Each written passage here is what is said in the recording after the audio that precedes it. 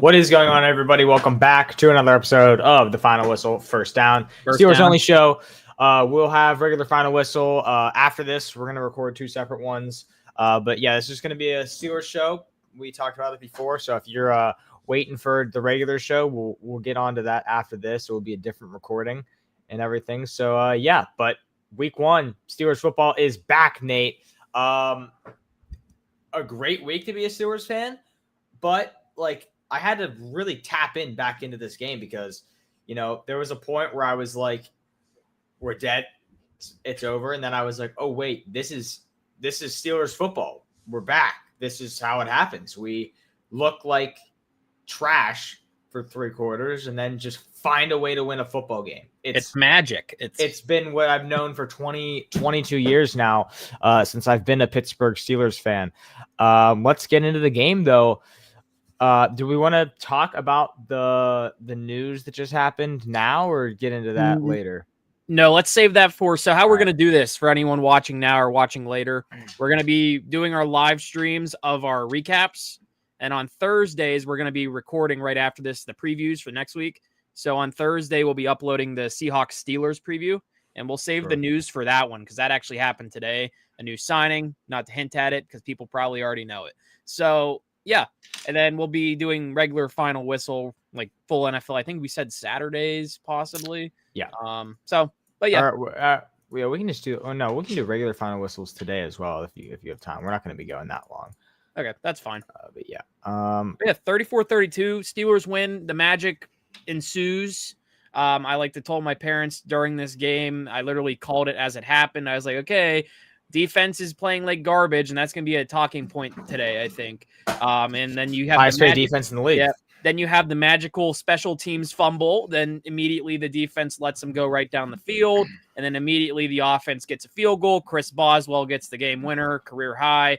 Like JJ says, the bullshit is real. It really is. It is a Steelers thing. I was able to call it as it happened. Literally while I'm watching, I was like, oh, here comes the miraculous special teams fumble that no one else in the league drops. Yeah. Kenneth Gainwell, of all people, forces a special teams fumble picked up by Ben Skoranek. Now, there's a lot of talking points with this game. So, of course, Steelers start 1-0. Jets 0-1. Let me just say, I'll just say it right now. You and I weren't really big fans of the Aaron Rodgers signing.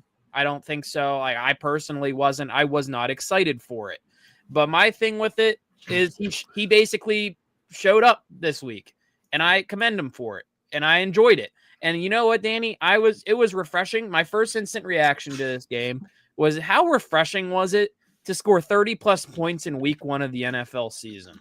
How refreshing was it to have a quarterback that threw for 4 touchdowns? I mean, one of them was a little dump to Jonnu Smith, but still, 4 touchdown passes. He put up a rating of 136.7 in week one. That's unheard of. Usually the Steelers offense is scoring like 10 to 12 points in week one. Think of the Falcons game last year. I think it was like 16-10.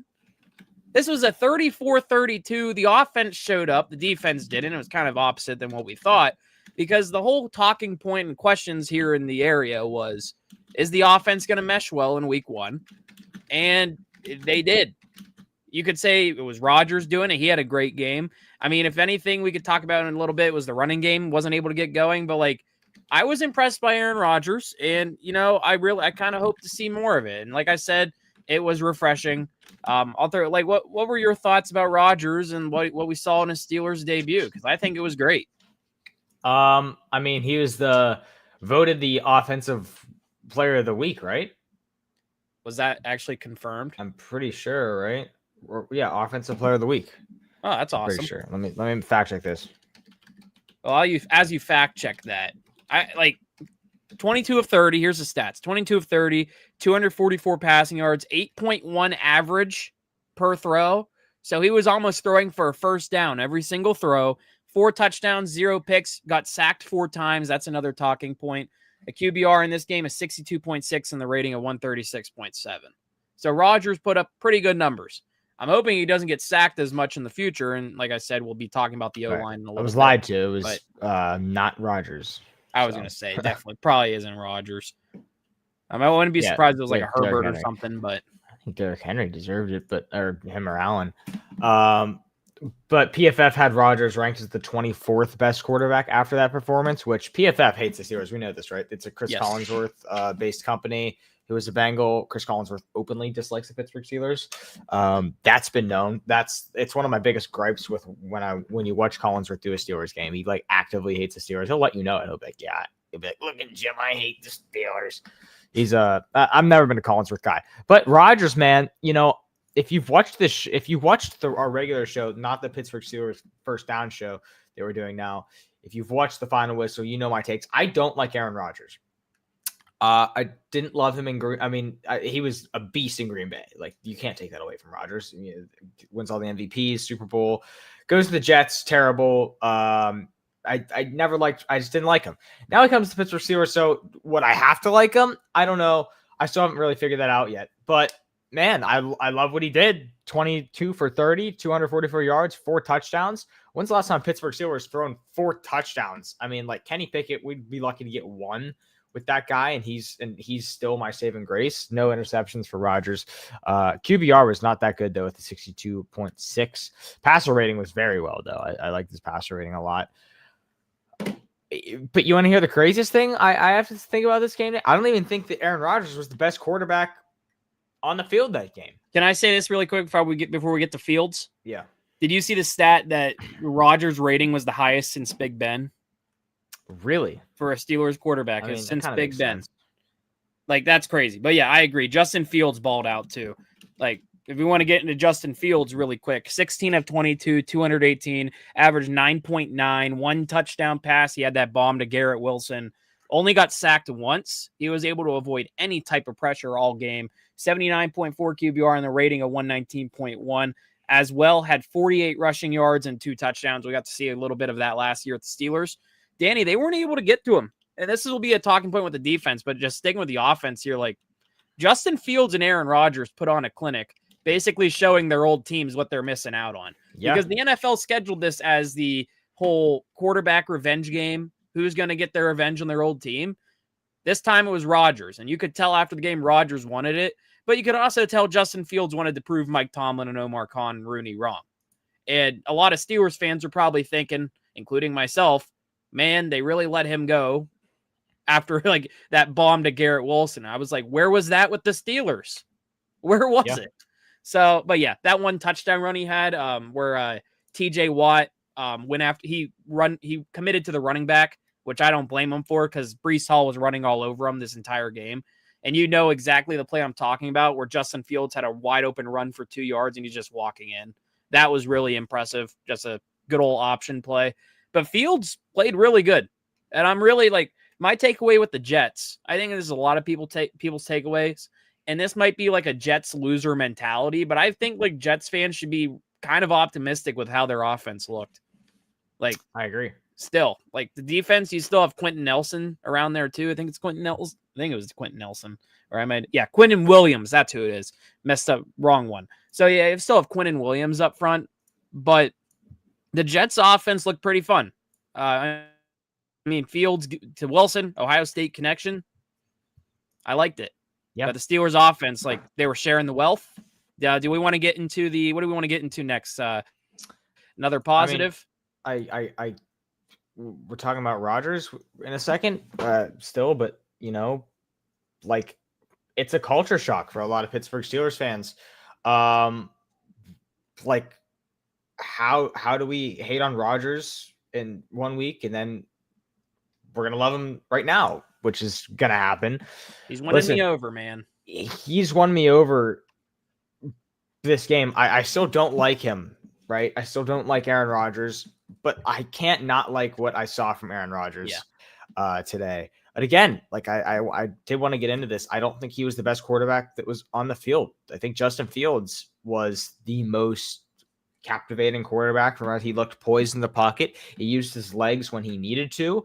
On the last play of the game, which we'll get into, there was debate, which should Fields have run the ball and trying to pick up that first down, or should he have thrown the ball to Garrett Wilson? And I can see if I can pull up the clip here.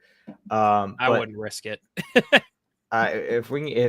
anything under 5 seconds at a time is what you're allowed to do. I was just looking it all up. We should be good. But if we want to pull up the clip here, where is it at? Yeah, hold on. Let's do this. Sorry, chat. What? I forget how we do this, Nate. Oh no. There we go. All right. So this is the last play of the game. This is the last play of the game. Let's see it. So this is the one Jalen Ramsey blew him up. Right. Can you see my you can see my cursor here? Yes. We got 5 seconds. Yeah.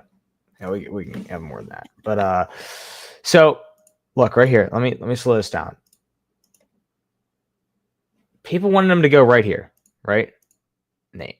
He would have gotten leveled by right here.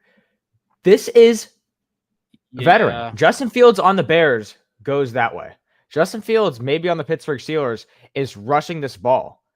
This is something we have not seen from Justin Fields, which I think is an amazing sign from Justin Fields. Now, what happens in this play?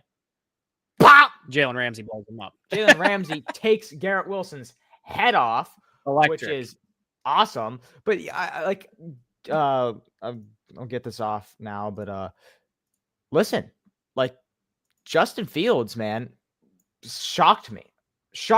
He didn't even look that good in Pittsburgh, and a lot of people did like what they saw from Justin Fields. Another thing I want to get into, which is what Joe says here. I was about to bring that up. Was pleasantly surprised by the lack of run D.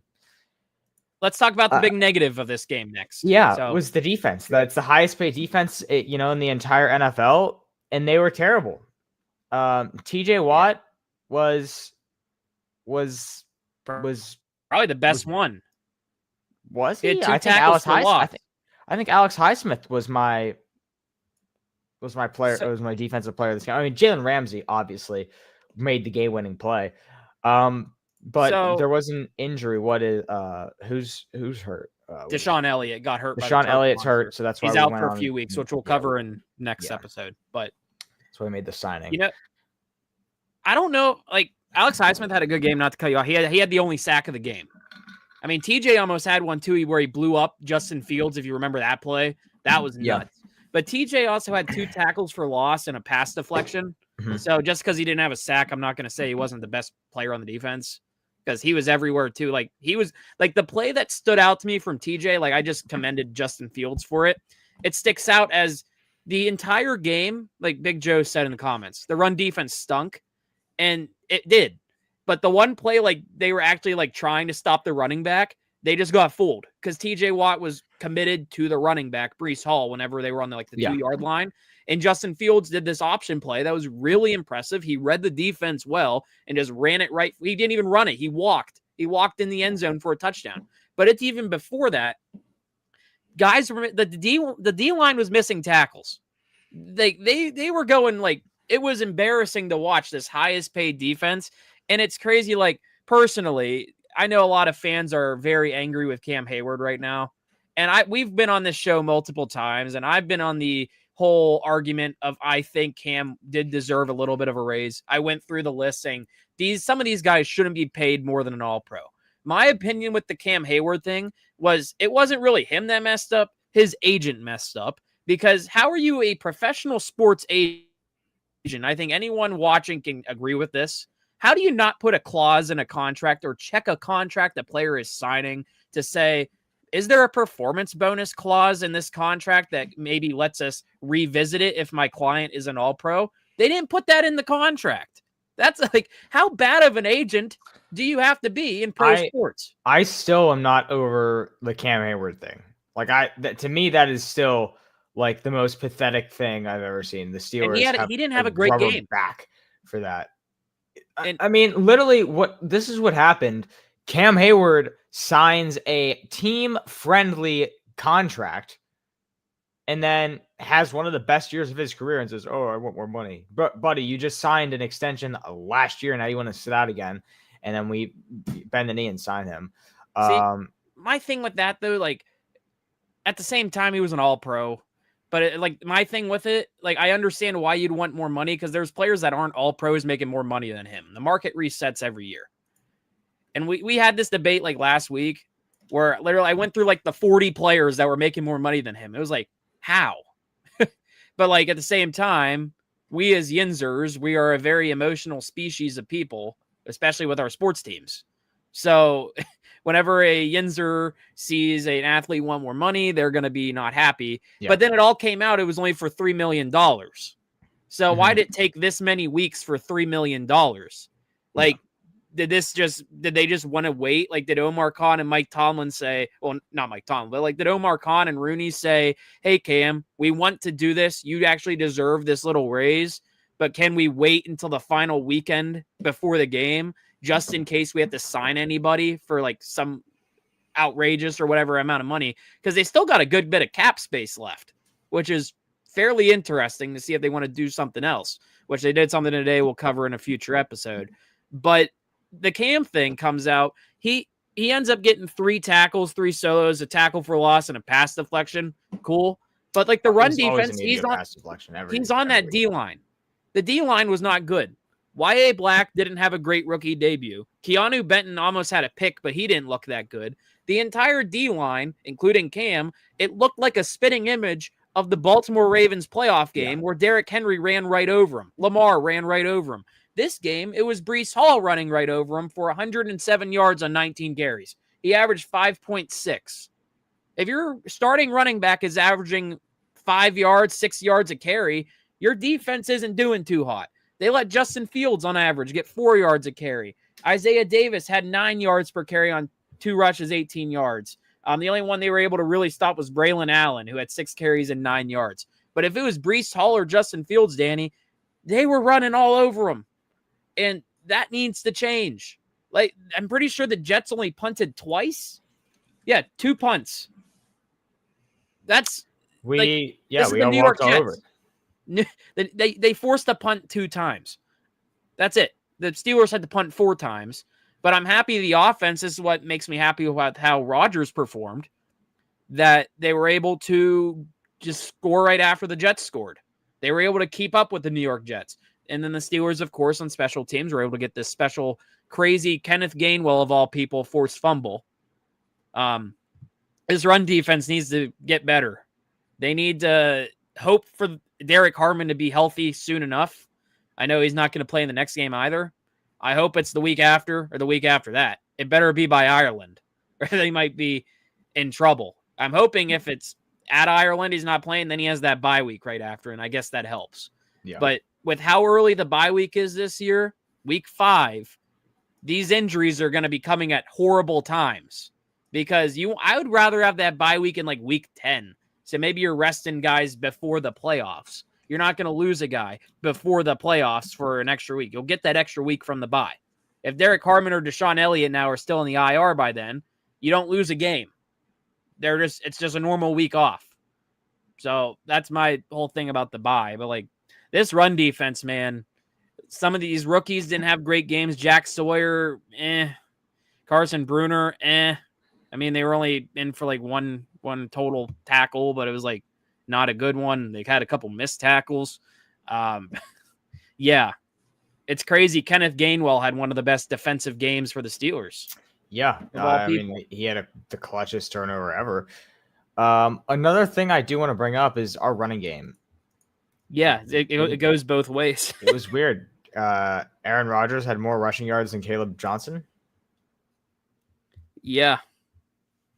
It was not good. It was not a good day for the bad look for Caleb Johnson, man. 1 rush, -2 yards. Now I know you only got 1 rush, so you can't really base it off that. But I really thought he was going to be a little bit more involved. Kenneth Gainwell's kind of getting the majority of the split carries with Jaylen Warren, which was confusing to me. It's going to be them splitting. It looks like, not Caleb Johnson, which is bad. I don't like that. Well, you know what I don't like. Very quick. What?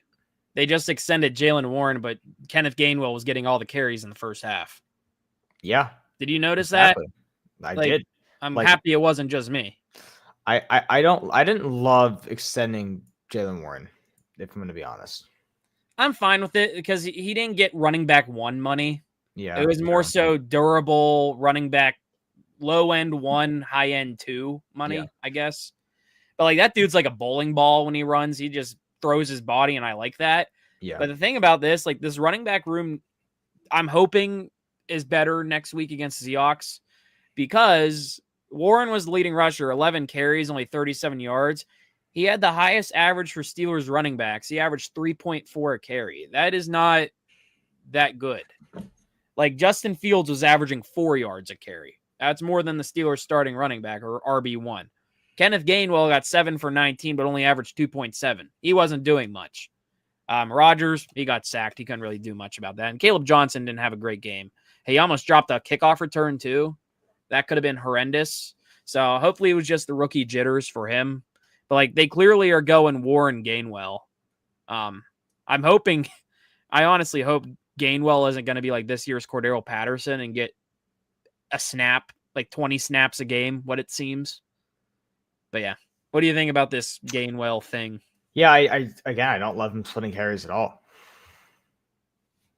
I don't think he should be involved in our running game as much as he was. I'm fine with him on special teams after what I saw him force that fumble. Yeah, but that's gonna never happen again. Yeah, that's the typical Steelers crazy magic play. Let's get into the receiving aspect. DK Metcalf, 4 catches, 83 yards. Calvin Austin, 4 catches, 70 yards, a touchdown. I was impressed with what I saw from DK. They throw him the football. Pat Freiermuth had 3 catches for 28 yards. We've been throwing the ball to the middle of the field, which is something Rodgers loves to do, but it's a shock to see the Steelers. Look how many people had catches for the Steelers. Yep, exactly. Like, this is the coolest thing ever. This never happened ever. Jaylen Warren had a dump. Ben Skoranek had the touchdown. Jonnu Smith had 5 catches. Jonnu Smith had the most catches out of anyone on the team, which I thought was crazy. That's the Arthur Smith Swiss Army knife. They love him. Arthur Smith loves him. Gainwell had 3, but DK had 7 targets. I thought DK looked really well. Yeah, I was excited. The yards after the catch was really impressive. True. Yeah. Because DK after the game, I saw an interview on YouTube he did with like ESPN Radio. He said he wasn't even impressed because he even said I had some bad drops, which there was like one drop that I didn't like. It was like the one in the middle of the field, but then he immediately made up for it. But I completely agree with what you said about like the 7 wide receivers. They shared the wealth. DK Metcalf, Calvin Austin, both tight ends, Freiermuth and Jonnu Smith, both running backs, Warren and Gainwell, and then Ben Skoranek gets 1 catch, 1 target, and the touchdown for 22 yards. Aaron Rodgers did what Steelers quarterbacks have had trouble doing in these post-Big Ben years, and that is sharing the wealth. We've seen it the past few seasons. Who's getting the most targets? It's George Pickens. Who's getting the most catches? It's George Pickens. And then they'll throw to Calvin Austin maybe 1 or 2 times. This time, first game with Rodgers, DK Metcalf, 7 targets. Calvin Austin, 6. They treated Calvin Austin like a wide receiver 2. There you do. It's your 6-7 joke. But yeah, I'm happy they're actually treating Calvin Austin right now as a wide receiver 2. They're giving him wide receiver 2 reps. And the one I'm like kind of curious about is like Roman Wilson was still nowhere to be found, or Scotty Miller. I'm surprised. Like, where was like everyone was surprised. Like, I was completely expecting Scotty Miller to have like 20 catches this game with how these past few seasons have gone. But they said, no, we are going with our wide receivers 1 and 2, and we are going with our tight ends 1 and 2, and then we're going to throw Ben Skoranek in there. I loved it, and I'm hoping it can continue. Yeah, Roman Wilson's not real. I saw him in the preseason get a nice catch live. It was amazing. I like what we saw from the receiving end. I love how well dispersed the offense was. What else? What else should we cover here for this game? Well, also when you spread out the wealth on offense, you can do more. Like you're throwing to both running backs. The Jets' passing defense really didn't know what to do. Their run defense was able to figure out the Steelers. That was something that the Steelers' defense couldn't do, is figure out the run. But something the Jets' defense couldn't do, they were able to allow chunk plays to Aaron Rodgers. Like Ben Skoranek's wide open on a 22-yard touchdown. Calvin Austin gets a touchdown. Like treating these guys like wide receiver 2s or actual wide receiver 3s, I like that. And DK Metcalf, like I said, he was treated like wide receiver 1. He was the first big gain, and that was something we saw all training camp, all preseason. People were like, let's see these big gains from Rodgers to Metcalf. Metcalf's yards after catch were amazing. He averaged 20.8 a catch. He was getting chunks. And we got to see the prime speed of DK Metcalf, and I'm happy he's going to be a Steeler for a few years more. Like, it's actually going to be really exciting. But yeah, loved the wide receiver room. Running back room was quarterback was amazing. Do you should we break down the drives here? Yeah, let's do it. All right, so let's see if we can pull this up here.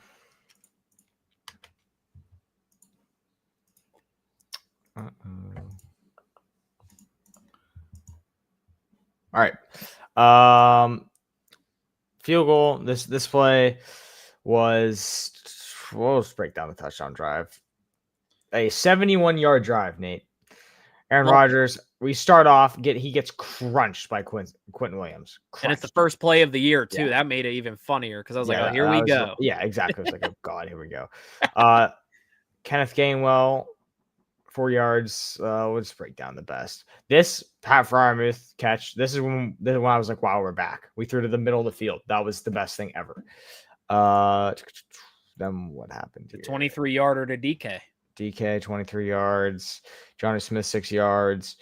And then Ben Skronik, 22-yard touchdown. Yep. It's a great drive. It was a great drive. Great response. Yeah. We don't usually see that. Like I said, when did the Steelers score 34 points in the first game of the season? Like never. When do they do that ever? Boswell kicks off. Who else? Who scored this one? I can't see. This is tweaking. Oh, this is the Jets touchdown. But yeah, all right, I'm gonna get off this. This is boring.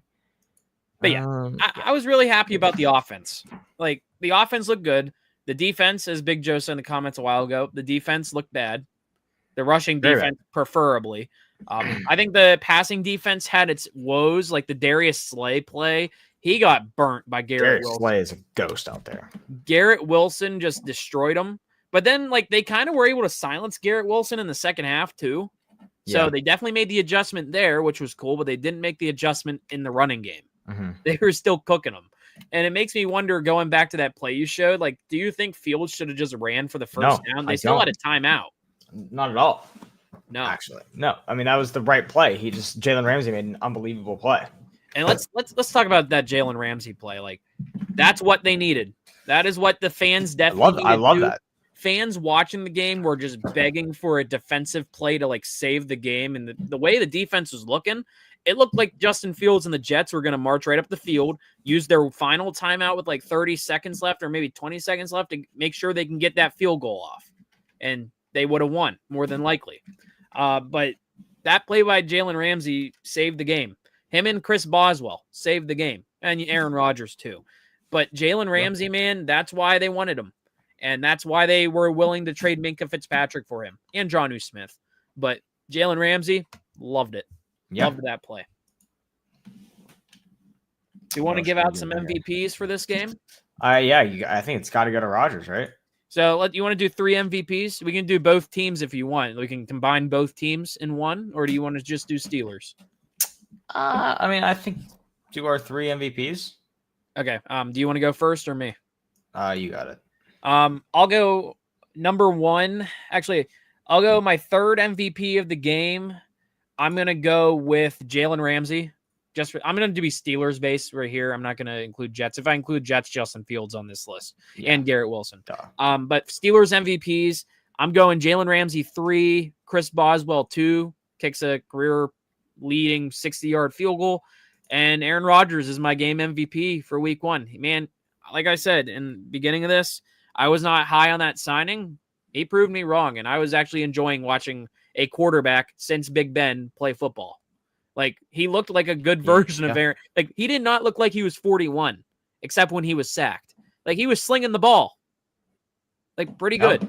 He looked like a good version of Aaron Rodgers. So, those are my 3. Absolutely. He looked like MVP Aaron Rodgers is what he looked like. I hope so. He looked amazing. Who's your 3?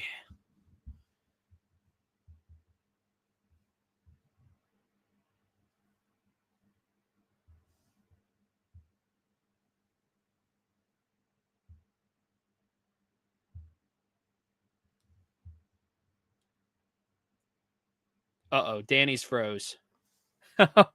Well, as we wait for Danny to come back, he'll give his MVPs.